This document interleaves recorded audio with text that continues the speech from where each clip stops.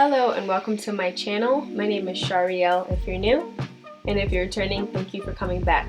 So today is day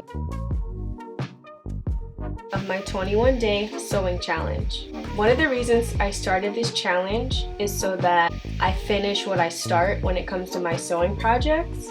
I will be completing this Python button-up that I designed and started sewing in 2017. So let's get right into the video.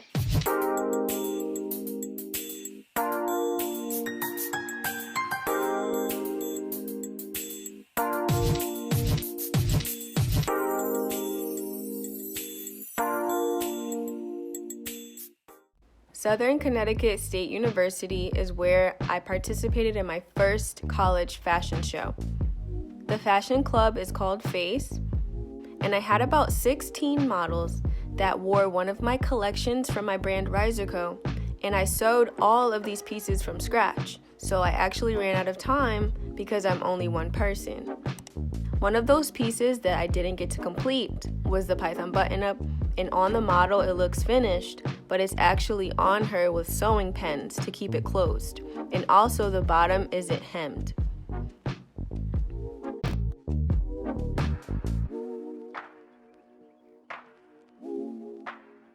My sewing machine at the time did automatic buttonholes, but of course when I have a fashion show, the buttonholes started messing up. So it would sew a buttonhole about 3/4 done and not finish it on the bottom, so I couldn't add the buttons.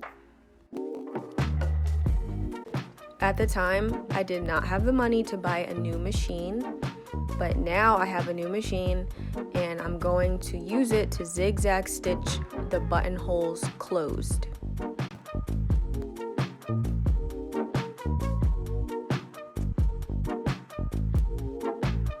So now my buttonholes are complete and I can move on to the next step, which is adding the buttons.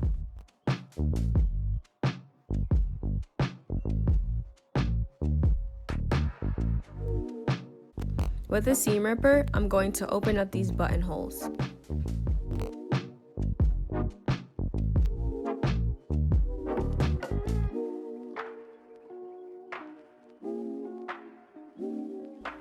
The next step that I did was line up the button band, and I pinned it together so it wouldn't move.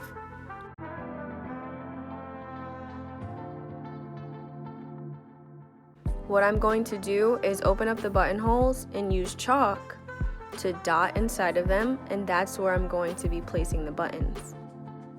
And as you can see, I have the button, and I'm going to place it where that white mark is.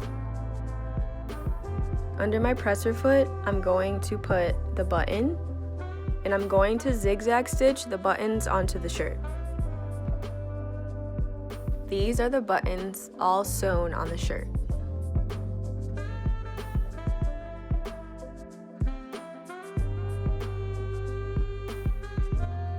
The next thing to tackle are the raw edges of the shirt. Off camera, I ironed the bottom of the shirt, and now I'm top stitching it to hem it.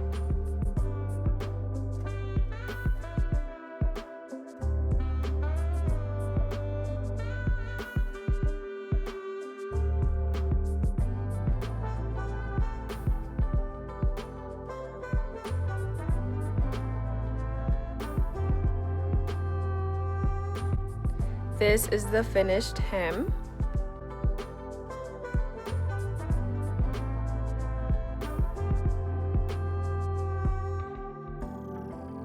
My final step is adding my Riser Co brand neck tag to the neckline.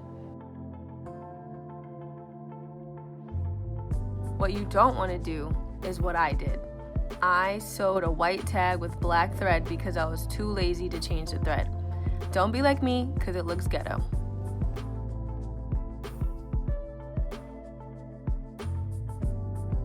And this is me modeling my shirt for you guys.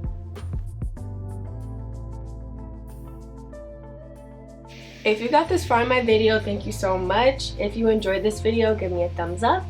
If you want to see more from me because I am consistent, subscribe to my channel and hit that bell notification button if you want to see right when I post. And also share this with your friends.